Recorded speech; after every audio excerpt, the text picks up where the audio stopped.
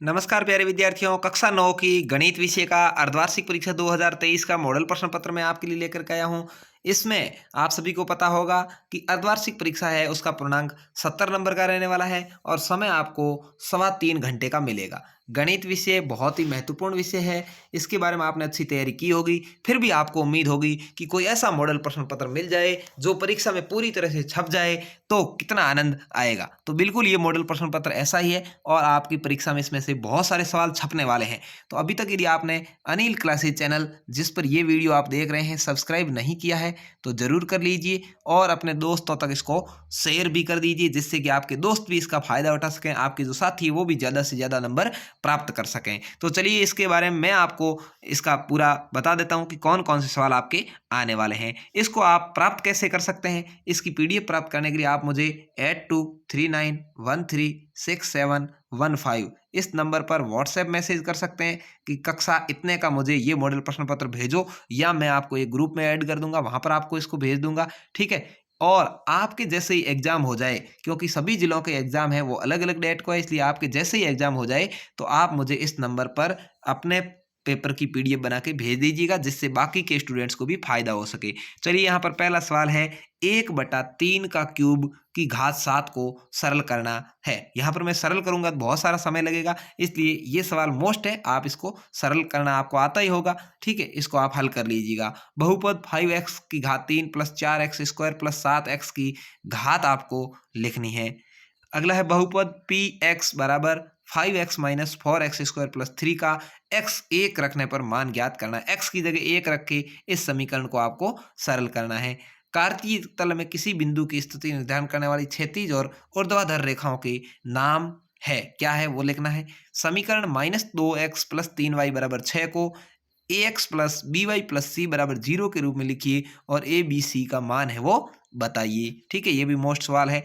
k का मान ज्ञात कीजिए जबकि x बराबर 2 और y बराबर 1, समीकरण 2x प्लस 3y बराबर k का हल है। तो आप इसमें x की जगह 2 रखिए और y की जगह 1 रखिए और k का मान बताइए। 2 रखेंगे, यहाँ हो जाएगा 2 दूने 4 और यहाँ हो जाएगा 3 एकम 3, तो k का मान क्या आ जाएगा, 7 आ जाएगा। तो बहुत सिंपल है, सरल है, ऐसे ही आपको सवाल करने हैं। एक बिंदु से होकर कितनी रेखाएं खींची जा सकती, तो आपको पता होगा एक बिंदु से अनंत रेखाएं खींची जा सकती है, आपको लिखना है। मूल बिंदु निर्देशांक आपको लिखना है, मूल बिंदु की निर्देशांक क्या होता है, 0 0 होता है। ठीक है, आपको इस तरह से लिखना है। अगला है, गणित की परीक्षा में 10 विद्यार्थियों द्वारा प्राप्त किए गए अंक निम्नलिखित है। यहाँ पर ये विद्यार्थियों ने अंक प्राप्त किए आंकड़ों का परिसर क्या होगा।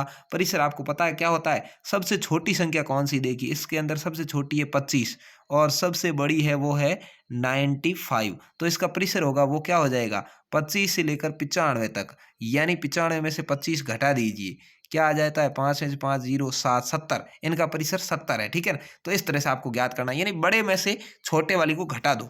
ठीक है, सबसे बड़ी में सबसे छोटी को घटाई, परिसर मिल जाएगा। ठीक है। अगला है 36/100 भिन्न को दशमलव के रूप में लिखिए और बताइए इसका दशमलव प्रसार किस प्रकार का है। तो यहाँ पर इसका दशमलव प्रसार क्या हो जाएगा, 0.36, क्योंकि यहाँ पर 2 जीरो है तो दो संख्याएं गिन के अपने को पॉइंट लगाना होता है, तो 0.36 इसका आंसर आ जाएगा। इस तरह इसको शॉर्ट सवाल है जिनके मैंने आंसर बता दिए, बाकी वाले आप हल करेंगे क्योंकि समय ज्यादा लग जाएगा। 0.47 को P बटा Q के रूप में व्यक्त कीजिए, जहाँ P और Q पूर्णांक है। तो यहाँ पर 0.47 है, 0.47, तो ये दशमलव हटाने के लिए अपने क्या करना पड़ेगा, 2 जीरो लगाने पड़ेगी, तो क्या आ जाएगा, 47/100 आ जाएगा। ठीक है ना, तो 47/100 के रूप में अपने इसको लिख सकते हैं। 11वें का आपके 47/100 हो जाएगा। यूक्लिड द्वारा दी गई अभिधारणा में से कोई 2 अभिधारणा आपको लिखनी है। ठीक है, ये आपके पढ़ा हुआ होगा, करिए। एक दी गई किरण के प्रारंभिक बिंदु पर 90 डिग्री के कोण की रचना करनी है। एक कोई किरण दी हुई है, इसके प्रारंभिक बिंदु यानी इस बिंदु पर 90 डिग्री का कोण बनाना है, तो ऐसा कोण बन जाएगा, आपको पता होगा, आपको बनाना है और ऐसे लिख देना है 90 डिग्री। तो ये यहाँ पर आपको 2 नंबर आसानी से मिल जाएंगे। ठीक है। एक टीम ने फुटबॉल के 10 में सम निम्नलिखित गोल की, इन गोलों का माध्य ज्ञात कीजिए। तो आपको क्या करना है, इन सभी को जोड़ना है और इनके अंदर 10 का भाग लगा देना है, इसका माध्य आ जाएगा। सभी को जोड़ने के बाद 10 का भाग लगा दीजिएगा। ठीक है। अगला है 15वां, 50 दशमलव स्थान तक शुद्ध पाई का मान नीचे दिया गया है। दशमलव बिंदु के बाद आने वाले 0 से 9 तक के अंकों का एक बारंबारता बंटन आपको बनाना है। क्या है, दशमलव बिंदु के बाद आने वाले 0 से 9 तक, यहाँ पर आप 0 लिख देंगे, 0 कितनी बार आया उसका बारंबारता लिखनी। जैसे यहाँ से अपन देखेंगे तो यहाँ 0 है वो एक बार यहाँ आया है, फिर एक बार यहाँ आया है, तो अपन क्या कर देंगे, ये 2 बार आ गया 0, ठीक है। ऐसे ही 1 कितनी बार आया है वो आप बारंबार तक खींचते रहेंगे, लिखते रहेंगे। 2 कितनी बार आई, ये चीजें आपको करनी है इस सवाल नंबर 15 में, ठीक है। सबसे अधिक बार और सबसे कम बार कौन सा अंक आया है, फिर ये पता करके आप लिखोगे तो आपको 2 नंबर मिल जाएंगे, ठीक है। अगला है अब भाग स के अंदर थोड़े सवाल बड़े हैं, आसानी से फिर भी आप हल कर सकते हैं। 12x² - 7x + 1 के गुणनखंड आपको करने हैं। 1/√7 - 2 के हर का परिमेयकरण करो। आकर आकृति को देखकर निम्न को लिखिए। आकृति देखनी है आपको, यहाँ पर ये जो आकृति है इसको देखिए और इसका जो अर्थ है वो लिखिए। बी के निर्देशांक क्या है, तो यहाँ पर इसके अंदर आप ढूंढिए बी कहाँ आया हुआ भाई, बी यहाँ पर है। बी का निर्देशांक क्या हो जाएगा, इधर है -5, इधर है +2, तो बी का निर्देशांक क्या हो जाएगा, -5 और 2 हो जाएगा, ठीक है। सी की निर्देशांक क्या है, तो सी किधर है, इधर सी को ढूंढिए। यहाँ पर आपको सी ये मिलेगी, सी का यहाँ 4 और -5 है, ठीक है। तो सी यहाँ पर थी, यहाँ 4 है, यहाँ -5 है, तो सी का आप लिख दोगे 4 और -5 और 4। इस तरह से आप सभी इनका ढूंढ ढूंढ के लिखते रहिए, ठीक है ना, तो आपको समझ में आ जाएगा, आ गया होगा कैसे करना है। अगला है एक चतुर्भुज के कोण 3, 5, 9, 13 के अनुपात में है। चतुर्भुज के सभी कोण ज्ञात कीजिए। आपके क्या है, चतुर्भुज के कोणों का योग होता है वो 360 डिग्री होता है। आप 360 के अंदर इन सभी का क्या करेंगे, 3, 5, 8, 8 और 16, 17, 17 और 13, 30, 30 का भाग दे दीजिए, ठीक है। 0 से 0 कट गया, 3 का हो गया 12, 1 का मान 12 आ गया, यानी अब ये 3 है तो 12 ये 36 डिग्री हो जाएगा एक कोण। दूसरा 5 है तो इसको 12 से गुणा करेंगे तो 12 पंजे 60 डिग्री हो जाएगा। तीसरा 9 है, इसको 12 से गुणा करेंगे तो 108 डिग्री हो जाएगा। और चौथा 13 है तो इसको करेंगे तो 12 धाये 120 और 12 तिये 36, 156 डिग्री हो जाएगा, ठीक है। तो इस तरह से आपको आपको हल है वो करना है, ठीक है। अगला है देखिए, चित्र में ए बी डी ई कोण बी ए सी 35 डिग्री और कोण सी डी 53 डिग्री है, तो डी सी ई ज्ञात कीजिए। डी सी ई, सी सी कहाँ पर आया हुआ, यहाँ आया हुआ सी, ठीक है। यह वाला कोण आपको ज्ञात करना है, ठीक है। तो इसको आप ज्ञात आराम से कर सकते हैं क्योंकि बाकी वाले दोनों कोण दिए हुए हैं, कौन सा किधर है आप करके कर लीजिएगा, ठीक है। चित्र में चतुर्भुज एबीसीडी में ए सी बराबर ए डी दिया हुआ है। ए बी कोण ए को समद्विभाजित करता है, तो सिद्ध करना है आपको। इसको सिद्ध कीजिए कि ए बी सी सर्वांग सम ए बी डी है या नहीं, ठीक है। अगला है एक समबाहु त्रिभुज की रचना करनी, जब उसकी भुजा लंबाई 5 सेमी है, 5 सेमी दी हुई है, समबाहु है, मतलब सभी 5, 5, 5 होगी, ठीक है। तो इस तरह से आप 5, 5 सेमी का त्रिभुज खींच सकते हैं। चाप काटना है, पहले 5 सेमी पटरी से मापेंगे, फिर यहाँ पर ए बिंदु पर रख करके एक चाप काट लेंगे, फिर बी बिंदु पर रख करके 5 सेंटीमीटर की चाप काट लेंगे, जहाँ कट रहा है उसको मिला देंगे, तो ये बन जाएगा 22वां। अगला है 23वां, निम्नलिखित संख्या युग्मों को कार्तीय तल के बिंदुओं के रूप में आलेखित करना है। अक्षों का पैमाना 1 सेंटीमीटर बराबर 1 लेना है। इसको आपको ऐसे जो आपको मिलेगा ना वो ग्राफ, उसके अंदर बनाना है, ठीक है। इस तरह से ग्राफ आपको मिलेगा। -3 है तो यहाँ पर नीचे की तरफ चले जाएंगे, और प्लस के 3 है, एक्स और वाई दोनों को एक तरफ एक्स प्लस में बना लेना है, एक तरफ एक्स माइनस में बना लेना है, एक तरफ वाई माइनस में बना लेना है, एक तरफ वाई प्लस में बना लेना है, और इसको हल करना है। ये आपने सीखा होगा, बहुत ही आसान रहेगा। 24वां, एक त्रिभुज का क्षेत्रफल ज्ञात करो जिसकी 2 भुजाएं 8 सेमी और 11 सेमी है और उसका परिमाप 32 सेमी। आपको पता है परिमाप 32 सेमी दिया हुआ है, 2 भुजाएं दी हुई, तो 8 और 11 को जोड़ ले कितने होगी, 19। 32 में से 19 घटा लो, तीसरी भुजा भी मिल जाएगी, कितनी मिल गई, 13।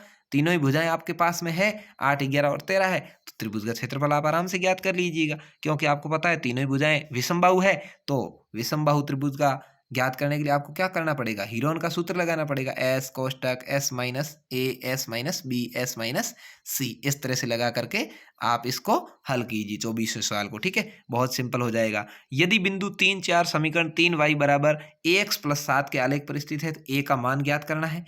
अब आप क्या आएगा, भाग द के अंदर क्या है देखिए, उपयुक्त सर्व समीकरण प्रयोग करते हुए निम्नलिखित में से प्रत्येक का मान ज्ञात करना। 102 का स्क्वायर क्यूब करना है, 103 गुणा 107 करना है, ठीक है। उपयुक्त सर्व समीकरण का प्रयोग करते हुए इसको हल करना है। सर्व समीकरण आपने पढ़ी है, उसके अनुसार इन दोनों को हल करोगे तो 2.5 नंबर 5 नंबर मिल जाएंगे।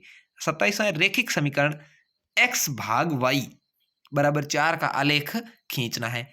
28वां, एक त्रिभुज और एक समांतर चतुर्भुज का एक ही आधार है और क्षेत्रफल भी एक ही है। यदि त्रिभुज की भुजाएं 26, 28, 30 है तथा समांतर चतुर्भुज 28 सेमी के आधार पर स्थित है, उसकी संगत ऊंचाई कितनी होगी, ये ज्ञात करना है। ये यदि आपको नहीं आए तो अथवा में भी सवाल आया है, अथवा दिया हुआ है, नीचे सवाल है देखिए, एक चम चतुर्भुजाकार घास के खेत में 18 गायों के चरने के लिए घास है।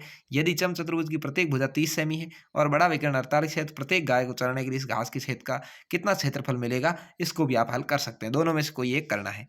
29वां एक स्थानीय टेलीविजन निर्देशिका से 100 कुल नाम यादृच्छिता लिए गए और उनसे अंग्रेजी वर्णमाला के अक्षरों के बारंबारता बटन दिया गया है। इस बारंबारता बटन को बनाने के बाद में आपको इन सवालों के जवाब देने हैं। दी गई सूचनाओं को निरूपित करने वाला एक आयत चित्र खींचना है और ये वर्ग अंतराल बताइए जिसमें अधिकतम संख्या में कुल नाम है। तो अधिकतम संख्या में कुल नाम कौन से में हो जाएंगे? ये इसमें हो जाएंगे। ठीक है, इस तरह से आपको करना है।